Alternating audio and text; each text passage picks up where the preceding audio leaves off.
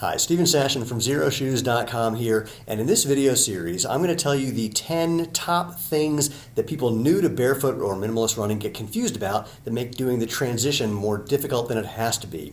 So again, 10-part series, they're all going to be really short. You can just watch them back to back and have a lot of fun, but my goal is to make it so that you can experience the benefits of natural movement and natural running or walking or hiking or anything else you're doing as easily as humanly possible. So let's get rid of the first one first. What I often hear from people after they go out for their first run barefoot is their feet are in pain for some reason and they go, I gotta toughen up my feet. Okay, or often they say I need to get calluses. That's the big one. I gotta thicken the skin and get calluses. Nothing could be further from the truth. If you meet people like me and other people who are really accomplished barefoot runners and you feel our feet, they are not calloused, they are not stiff, they're not hard, they're not tough. The skin may be a little bit thicker, but that happens over a long period of time and is totally not necessary for what most people are talking about, which is usually the fact that they have blisters.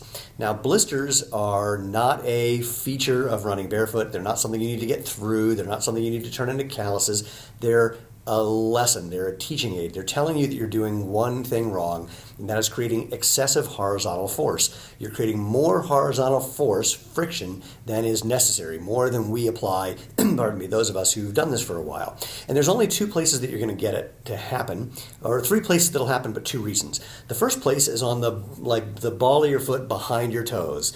And then also on the heel is the second one. And these are both going to happen from the same cause, and that is overstriding.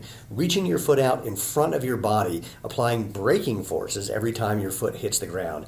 If you land with a forefoot strike or a forefoot landing, you're going to be applying those braking forces on the ball of your foot. If you heel strike, which you shouldn't be doing, then you will be applying those forces on your heel. Both of those, not only unnecessary, but you shouldn't be doing that. You should be landing with your foot more underneath your body, closer to your center of mass. Whether you're a forefoot strike or flat foot strike or midfoot strike, it doesn't matter, but the idea is that you don't want to be applying braking forces that create blisters.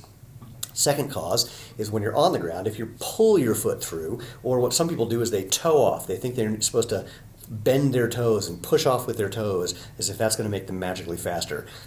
Not true, whether you're running in shoes or not, but more importantly, when you do this, you will be scraping your foot off the ground, which will cause blisters on your toes, underneath your toes. I actually saw at a barefoot race someone did this and they said, wow, I really need to toughen these up, and they just ripped every one of their toes.